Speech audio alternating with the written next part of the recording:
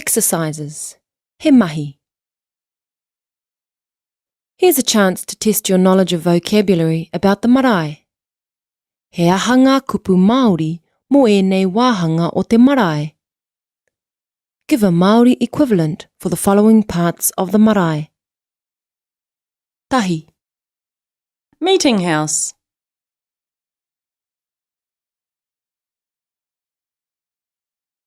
Whare nui, whare puni. Rua.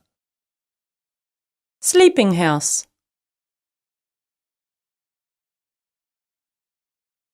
Whare moi, Toru. Dining room.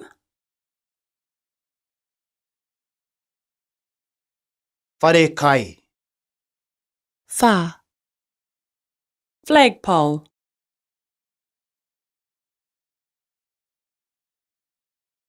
Pauhaki, paukara. Rima. Speech-making seat. Pai pai, Ono. Courtyard in front of the meeting house.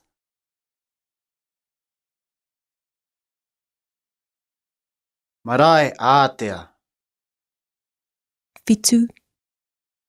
Hangi pit.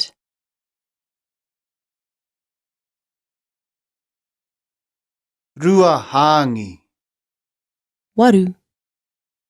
Toilet.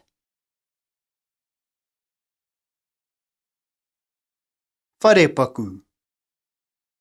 Iwa. Church or prayer house.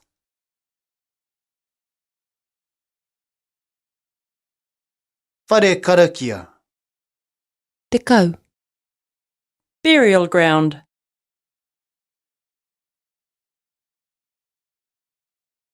urupā. Te kau mātahi. Ancestral house.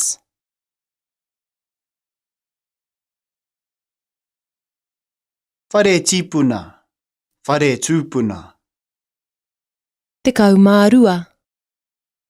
Centre pole in meeting house.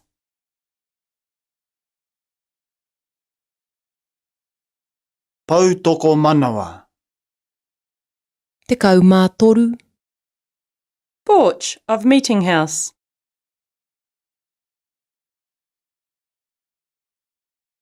mahau. Te kau mā whā. Shelter. Wharau, Te kau mā rima. Carving.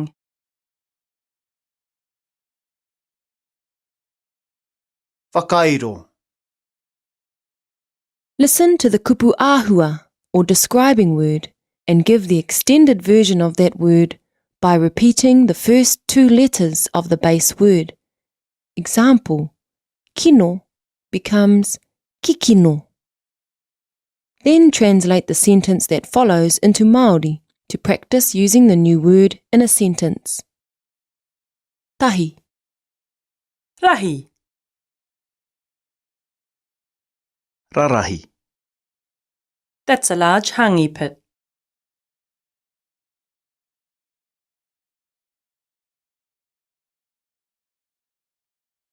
He rua hāngi rarahi tērā. Rua. Nui. Nunui. The big canoe is under the shelter.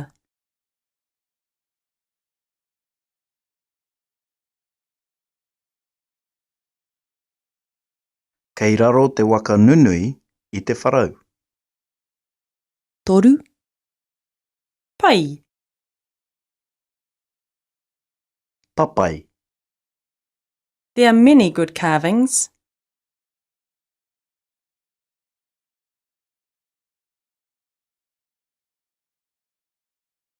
He maha ngā whakairo papai. Whā. Roa. Roroa. The men are sitting on the long speech-making seat.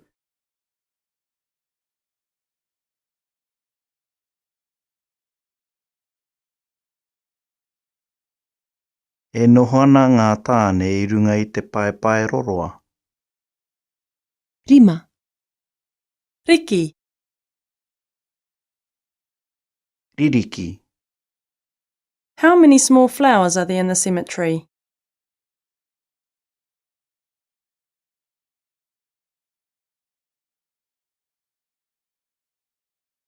E whia ngā puti ririki kei roto I te urupā.